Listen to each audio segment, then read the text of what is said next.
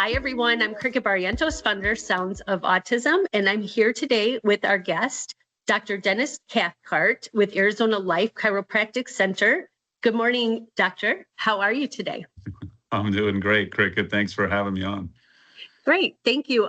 So I would love for you to just take a moment and introduce yourself to our guests that are watching, because many times when we're doing our Life on a Spectrum talks and tips podcasts, people are like, why are you interviewing chiropractors, or why are you interviewing? So I want people to understand that everybody is affected, or everybody is having an encounter or something with the autism population. And so I think it's very important that we bring that awareness to everybody in the community. So I'm going to give you the floor and take it. I think what started me out in this community is on Christmas Day of 1988, my first son was born, early Christmas morning. And then I started chiropractic school 2 weeks later. And so our first baby was quite a fussy little guy, colicky, not restful. He really struggled to get good sleep. I think like in the first 2 months of his life, if he slept 2 hours, we were amazed and then rejoicing.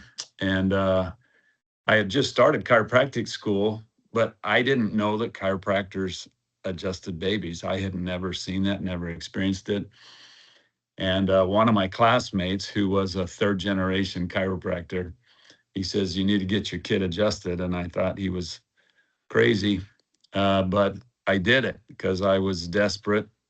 And so at 2 months old, my son got adjusted. And as I watched the chiropractor work on him, I was honestly horrified. I thought, what have I done? What kind of father am I to allow this guy do this to my kid? And one of the other things that was about, my son's name is Preston, he would not sit in his car seat without just screaming. He hated his car seat. Well, the chiropractor adjusted his hip, and it was a very audible adjustment. And once again, I was still horrified, but and my son was crying. And when he got done, he handed me the baby, who was still crying. We put him in his car seat and we drove 2 blocks to our house. And he fell asleep in the car seat.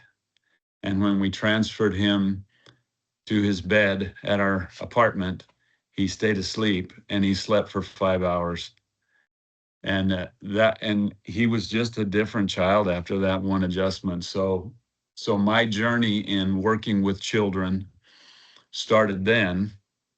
And I was convinced that I was going to adjust children. But what even makes my whole situation with Preston, my first son, even more interesting is he is on the spectrum. So he's Asperger's. So he literally finished number 4 in his high school class of about 400 students. Just a genius, but has the other aspects of autism, the anxiety, the ADD, ADHD. He's social. If he was to visit with you one-on-one, he's just a jewel, such a sweet guy, and you can have an amazing conversation. He's so intelligent. But when he gets around a crowd of people, he really shuts down and struggles. So I've learned a lot about autism from my son, and because he's a genius, he's researched himself a lot to understand why his brain works differently than other people. So we have an interesting relationship. I had no idea. I think we talked a little bit, but I didn't know that that was your personal connection to autism. So that's so exciting that you shared that. And I love that you're working with individuals that are, younger, because I grew up in the chiropractic world with my mom. She has a horrible back and I inherited it. And I've been in multiple accidents in my life where people have hit us from behind. As a matter of fact, that just happened a couple weeks ago. And I just told my husband last night, I go, I need to go to the chiropractor. Like I feel my hips are off, everything's off. But I also was having some issues with my feet, and the doctor I'm working with, he's really good. He comes from the rheumatoid world, and now he's doing orthopedics. And he said, if your feet are hurting, a lot of people think it's their feet, but it could be your back. And I go, I had no idea. So last night I'm using this massage one, and I get up this morning and I told my husband, I go, my feet feel awesome today. And it hasn't felt awesome in a long time. So now I know I really need to go. So you may be seeing us sooner than later.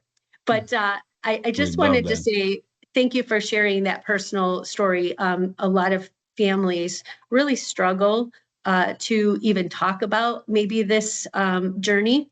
And so we encourage people to realize that, you really described your son and his personality and his abilities the way that we would describe our son as well. He's very, they say high function, but when I started working with all these individuals, realized that the high function in the school setting, it's really a middle function. Like our son, he's going to be able to live on his own one day and have typical life, but we're going to have to surround him with resources to ensure that his shelter stays in place. He has, workforce options. He's social, that we have transportation solutions, and that his money is being managed as well as his medications. Those are the concerns I have, is do they have food, shelter, their medications, their transportation, and their socialization, which is really 5 things, right? So siblings sometimes will take on that role. We built it like a business model so that, there's a monetary gain for helping, because we know that, that this was a choice for us to have kids, but maybe that's not something that they have interest in taking over when we're no longer here. So anyway, that's really, our organization, we support from prenatal till the end of life.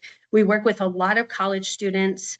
I just trained 1,100 students at Midwestern University in the medical beginning. They're in the beginning of freshman year, but the medical staff now, we're going to be moving to Illinois and doing the same thing. But these students, I tell them all the time, like, you're going to have to learn compassion and empathy for this population. One, because it's the largest diagnosis in the United States. It's 1 in 30 kids. It is something that everybody's going to have an encounter with if they haven't already, or they're a sibling of, and they're either going to be a client or they're going to be working for them.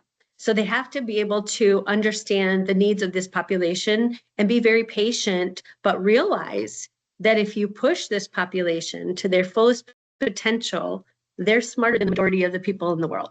They're high function, right, when it comes to their brains. But many times their focus area, like our son loves animals. He can tell you anything about animals. He's got thousands of animals, plastic animals in his room.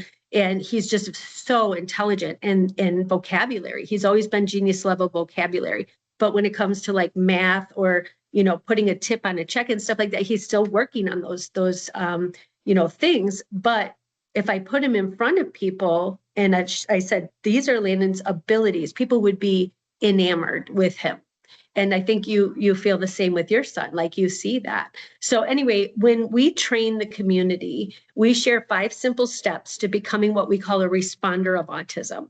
Our first step, it's using the acronym SPECTRUM, SPECT, is the 5 steps that you need to learn, anybody in the world, to become RUM. RUM is Responders United to Make a Difference. Like, I understand what the needs are. I'm willing to do it. I have the compassion and empathy for other people. I want this population to be successful and integrated into society. So I'm embracing everything you're telling me, Cricket, and I'm going to work with you and our populations to be the best unified, responder that I can.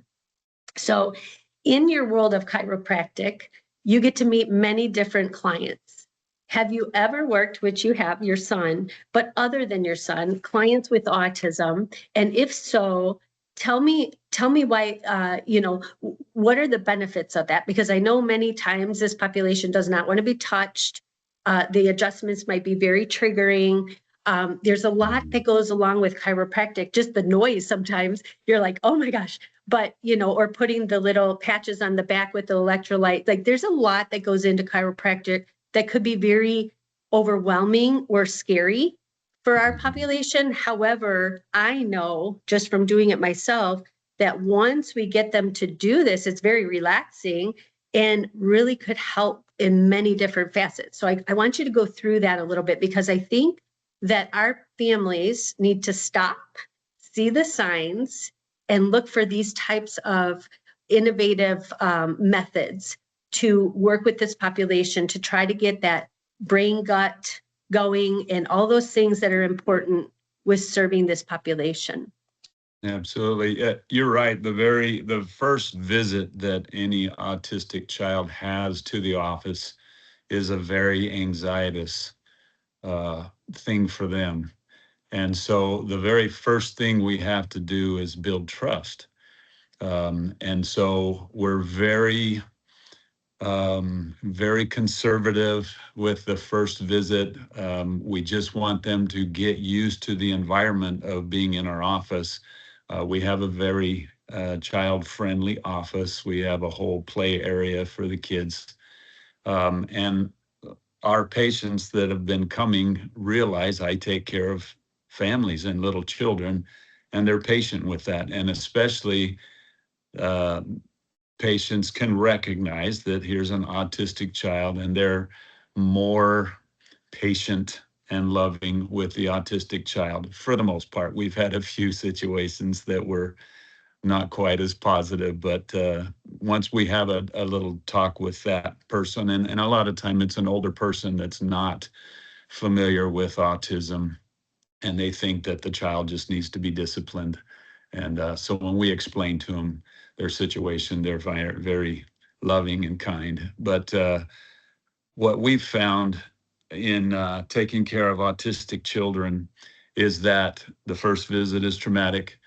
But I always make sure that they get an adjustment on that first visit, because I've never seen it otherwise in the dozens of children I've worked with, that they realize after their first adjustment that they're better and they like the way they feel.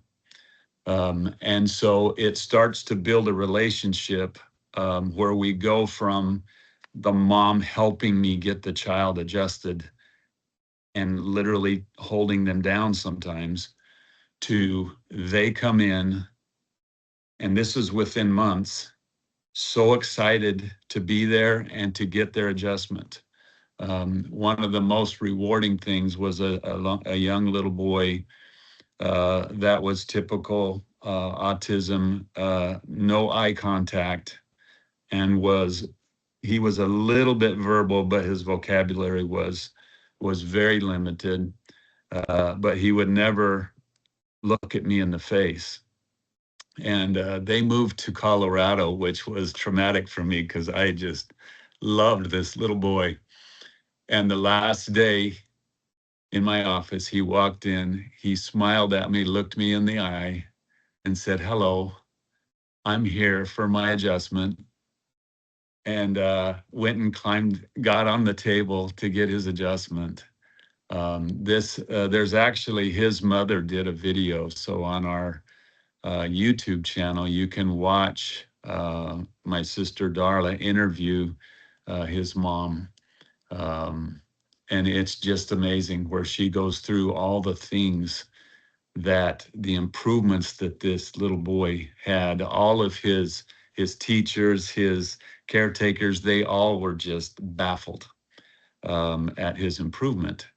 But really it comes down to that I'll be the first one to scream from the rooftops, chiropractic is not a cure for autism, let alone any other condition.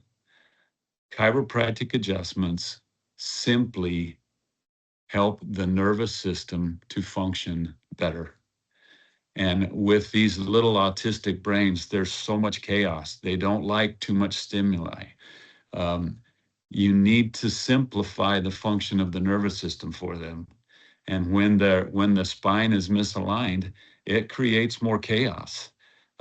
There's been studies done with brain scans pre and post adjustment, and it shows that it streamlines the nervous system and how it functions. It uses less neurons to do tasks. And this is what they need. They need a streamlined nervous system to deal with what they're dealing with. And so, however much damage was done to their brain in the very beginning dictates, what they're dealing with and on what level. And, they say high functioning, or they need, no matter what it is, they need a streamlined nervous system to cope with what they're coping with on whatever level they're coping. So when you make those adjustments, does it calm? Is that what you're saying? Like it calms the nervous system, or does it create, different paths? Like how does that work? So you have all kinds of neural pathways, and the immune or the nervous system is amazing because it will adapt. It's your ability to adapt to your environment is because of your nervous system. And so when you improve the function of that nervous system, it helps you to adapt, and it makes that adaptation takes up less energy and less neurons. It literally streamlines the function of the nervous system. So we're working with autism, which I get why they categorized autism kind of in the mental behavioral health world, right? I mean, it makes sense. Sure. But we both know that, when these individuals have behaviors and now they have to go maybe to, an internal 7-day program to kind of deal with some of their behaviors, or, get adjustments with medicine or whatever it might be, they're combining them with individuals that might be paranoid schizophrenic and bipolar, and they might have this very severe behavior issue. And the concern with parents are, I want to get my son help and get him the mental health that, support that he needs, but putting him in those environments, he's so docile that he cannot protect himself. So that's one of the things that we're really working on, is to meet with these people that have these facilities to just say, have you ever considered creating a floor or an area just specifically for the autism population, because their needs have to be modified compared to the typical society. So anyway, I know that you said you started working with autism, but what other mental and behavioral health individuals are you working with, if any, that you're seeing these adjustments also help them and support them with that?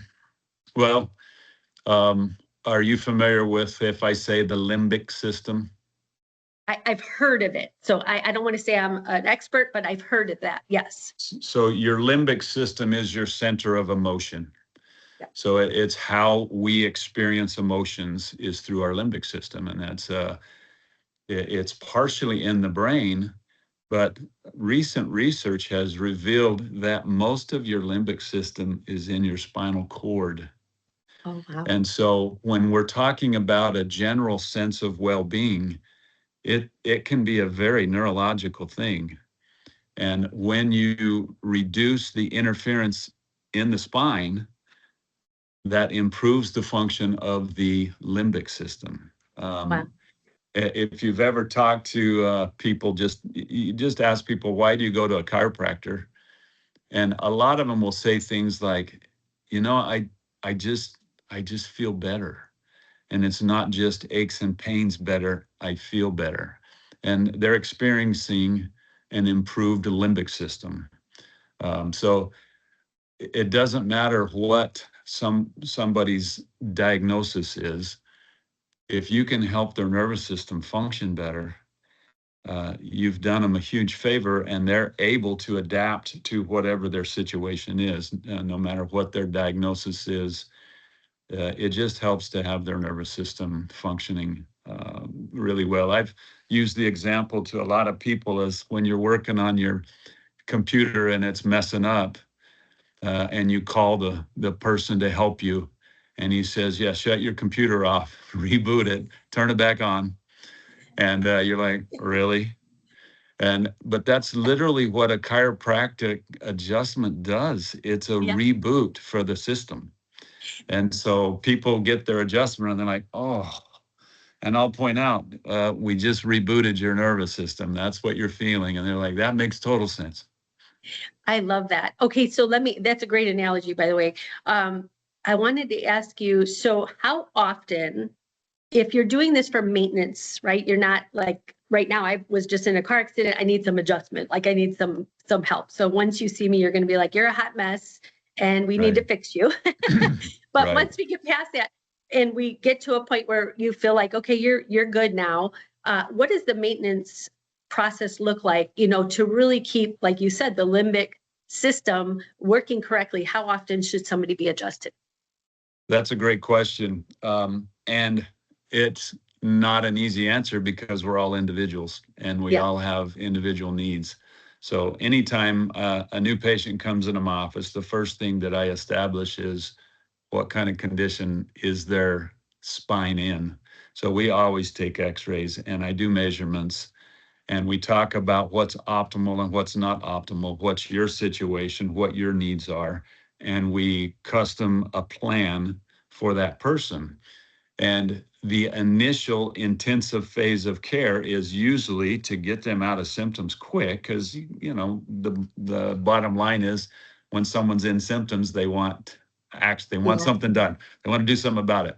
Uh, the danger is they get out of symptoms usually within the first month of care, and then a lot of people say, I feel fine, I'm good. So to help people's paradigm of we're trying to correct your spine, the condition of a misalignment is called a subluxation, that chiropractors refer to. So we're trying to correct your subluxations that have been there for 20, 30, 40 years. Mhm. And so to just get out of symptoms, well, now you're going to be right back where you started. But when someone gets to a maintenance, so myself, I'm a chiropractor and I make a living hugging people and pushing bodies around on a table, and I have a bad back. I have a Yeah. herniated disc.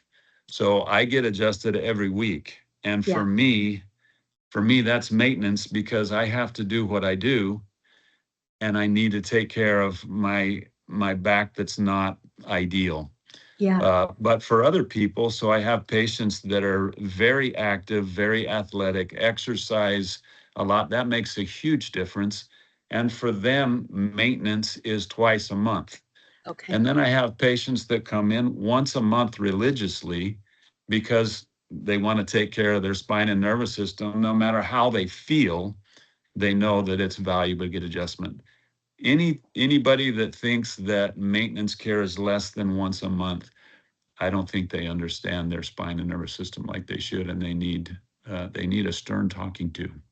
Well, and I like the nervous system, where you talk about that, because I know for our son, as he gets older and understands autism, it's a little bit easier for him to cope through his stressful days and things like that. But I would love to see him go through this process and just see how that affects him. Like if it really does kind of calm things down for him. He stims a lot, but that's his Yeah. calming. You understand that.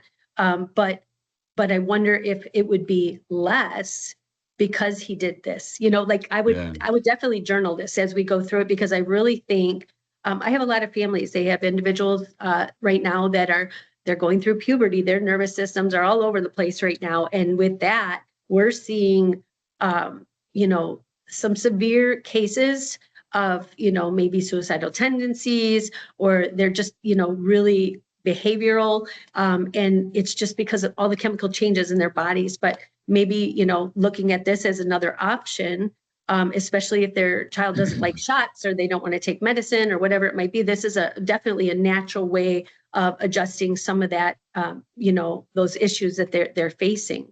Would you agree with that? Absolutely. Absolutely. Yeah.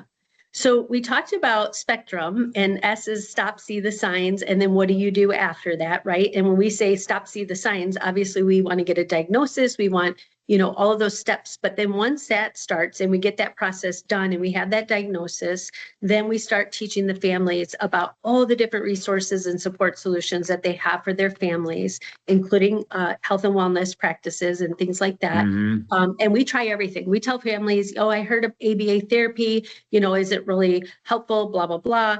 And I'll say, you can't base it on somebody else. You have to base it on what you're seeing.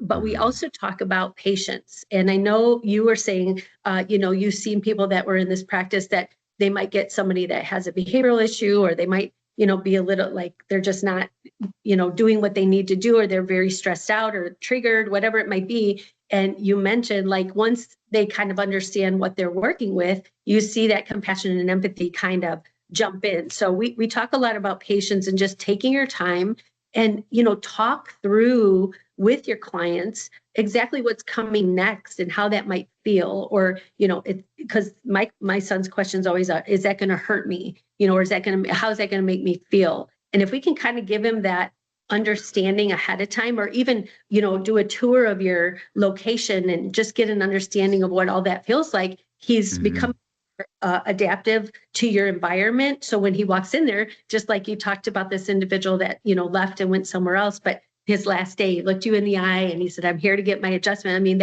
I could tell there was an emotion there with you. Yes. It really, you saw the growth in that individual. So patience, again, this is something we can come in, and if you have a group of individuals in your office or your team, we can do a complimentary training and just talk about these little steps, but, to kind of give them an understanding. And we bring in our students that have autism, and they talk a little bit about their journeys. And it just really, I think, makes people a little bit more willing to help, because they understand and they're educated, but also we build that compassion and empathy because they fall in love with the students that we have. So I piece of it. So just, I'm putting it out there that that's an option. We talk about education. Please take this moment to share a few things you feel the world needs to know that you learned, just raising a son with autism, as well as, supporting individuals that have autism. Just simple tips or things that maybe you've learned along your path with your son that would be a great way for these families to see even more so the necessity of attempting or trying this with their child or their adult child. Yeah, I would say that like movements like yours have really helped. Back in the early 90s, there just wasn't the recognition, the education, the how to understand that this child is on the spectrum. It just wasn't there. And so as young parents, we just thought, well, our kid's a little quirky, but he's fine. We didn't know.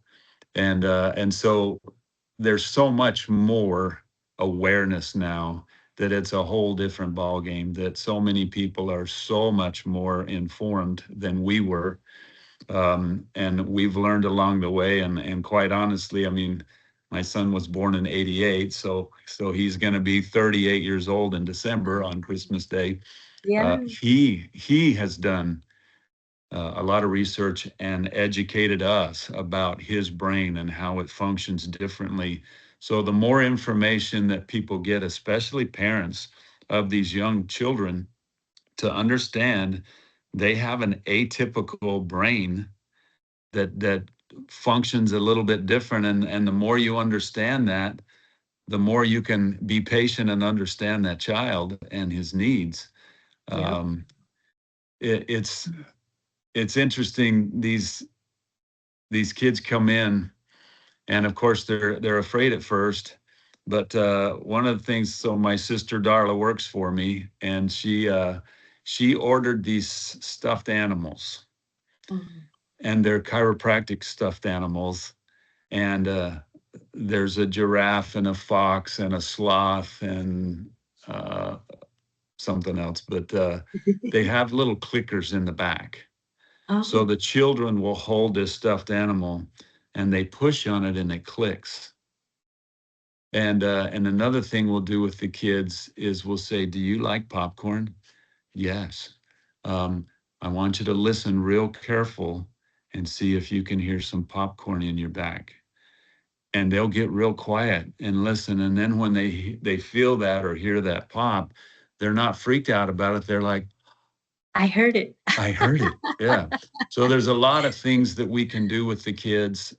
Sometimes the first adjustment is I'm laying that child on the mom. So the mom lays on the table and I adjust the table on top of the mom, or I adjust the child on top of the Child on top of mom. the mom. So Yeah. she's now the chiropractic table, and that helps a lot with the child to be more like, okay, mom's got me. Yeah. And so there's a lot of things you can do. But then once the children have a few adjustments, they always calm right down and like, okay, this is good.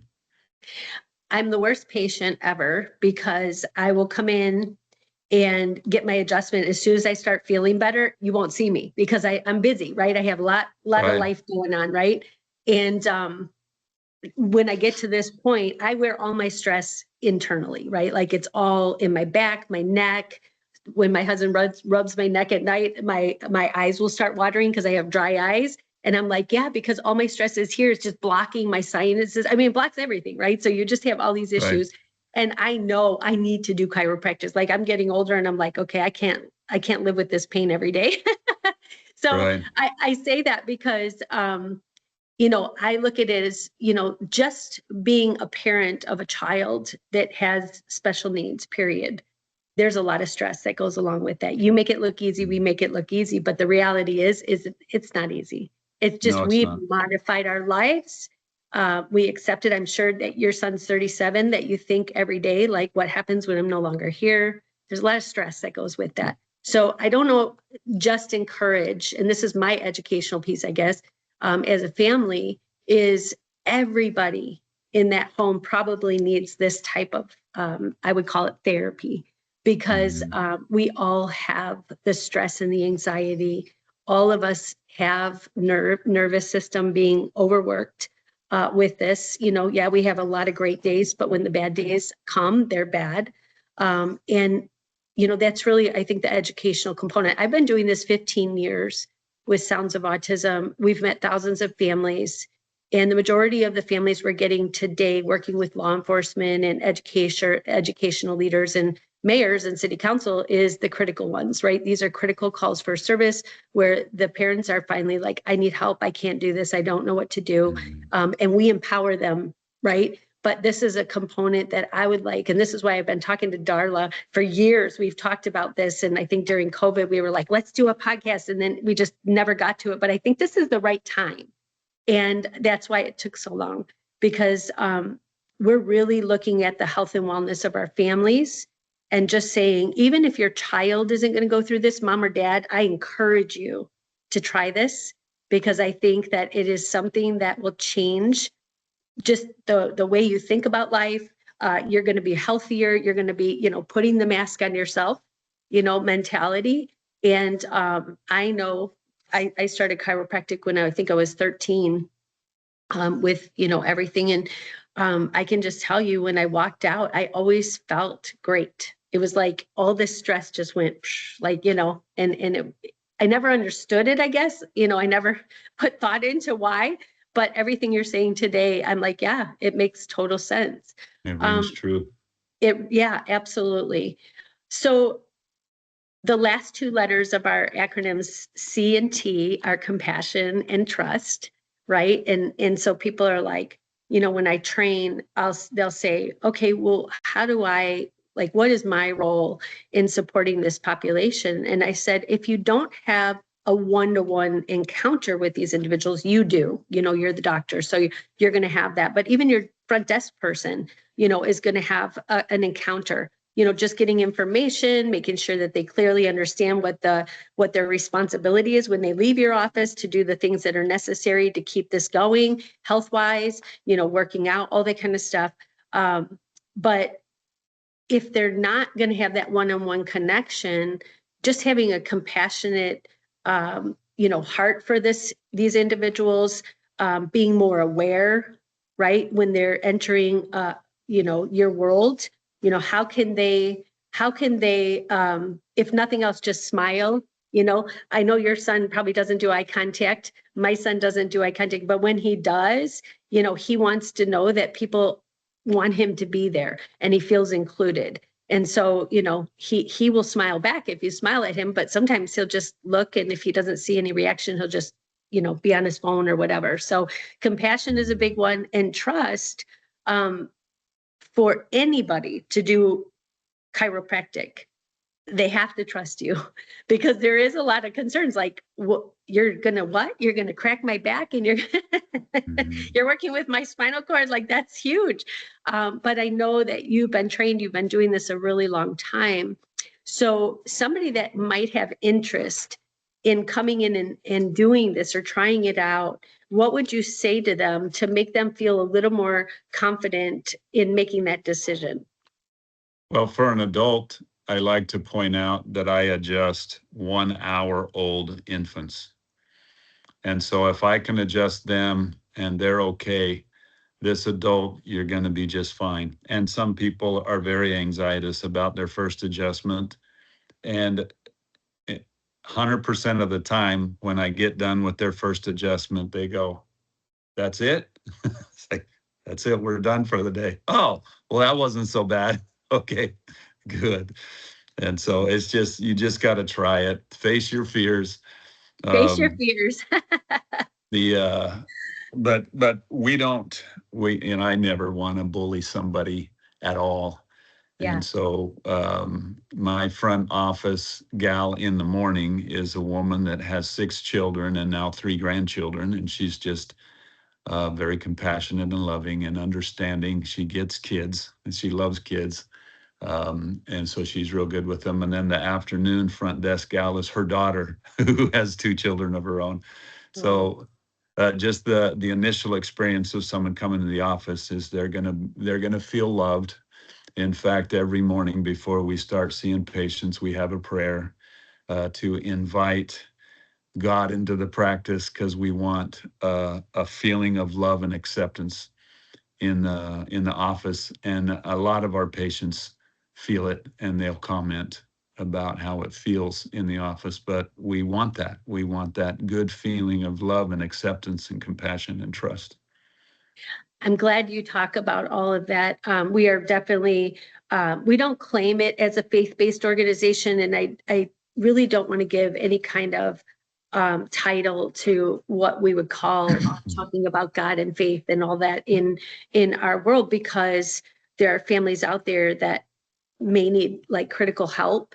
And if they don't believe in God, I don't want them to ever feel like we're going to shun you because you don't have that belief. We're gonna encourage it, but we're not gonna force it down your throat. You have to make that decision in your life when you're ready. But I Exactly. love that you have that part of it. I can tell you're just such a kind person. Just being able to talk to you and making sure that we got this done. I mean, we've been trying to do this a long time. But Dr. Cathcart, we're kind of at the end of our podcast, but I do want just to give you an opportunity to wrap things up a little bit. Just share a little bit maybe about, what are your hours of operation?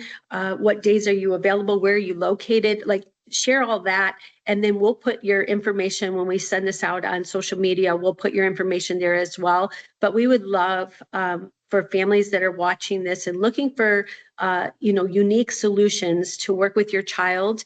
They can be verbal or nonverbal. As long as a parent is there, they can support. You're going to be in the room. Sometimes you'll even be included in the adjustment. So we just want to make sure that our families know where you're located.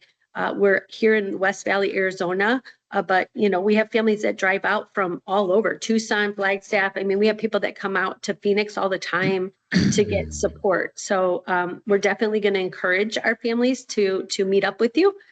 So just share a little bit about that, if you don't mind. Okay. Well, we're right on the border of Glendale and Phoenix. We're on Peoria Avenue, right around 43rd Avenue. Perfect. And we're in a complex that's on the north side of Peoria, which is east of 43rd Avenue. And we're in the very southwest corner of the building. So people don't have to go into a complex looking for us. We're right on the corner, and you park and walk 20 feet into the into the office. So it's very easy. It's very user friendly.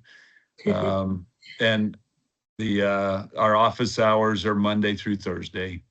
So I take a 3-day weekend every week. Nice. And I think it's important because we see a lot of people, and I need to unwind And so we do that Monday, Wednesday, Thursday, we're 8:30 to 12:30 and 2:30 to 6. And then on Tuesdays, we're just 2:30 to 6. So Tuesday mornings is when I do things like this or administrative work. Nice. Okay, perfect. So like I said, we'll put your website, your address, your location, everything up on our social media if you're okay with that, and just let Absolutely. people know. And then we call it vetting resources. So we have lists of people that we've met over the last 15 years, but we really look for those individuals that are very like-minded when it comes to serving families. You are a dad of autism. You've served and supported the autism population from birth all the way to adult life. And so if you're okay with it, we would like to invite you to be one of our top 3 referrals. So as we're sending out resources for our families, they will get your information immediately. And you know, hopefully you'll get some foot traffic for that. And I know that's not why you're doing this today at all. I can tell you have a compassion just to help people, but we want to make sure that we're supporting those people in the community that have taken those extra steps to learn about the populations we serve and ensure that they're, you know, compassionate and trustworthy and have the patience to work with these families because sometimes our families run out of answers and we want to be able to give them some, you know, some other options. And this is a great option, definitely. Well, you're right. I want to raise awareness of it doesn't matter which community you live in, there's going to be a chiropractor nearby. And all you have to do is call and find out, do they adjust children? And some chiropractors, you know, they're not comfortable adjusting children, and that's fine. Yeah. But there's a lot of them. I'd say at least 40% of chiropractors are happy to adjust children, and they do it quite well. And there's big pediatric organizations in the chiropractic profession that help with training, and so it's I want to raise awareness so that people can get the help they need. You're the best. I really appreciate you. Your sister Darla does a great job representing you when she's out in the community networking. We've been friends a long time, and she'll be so happy that we finally got this done. But thank you for your time today, and thank you for all you do to help our families and yourself with your family. And we will talk soon.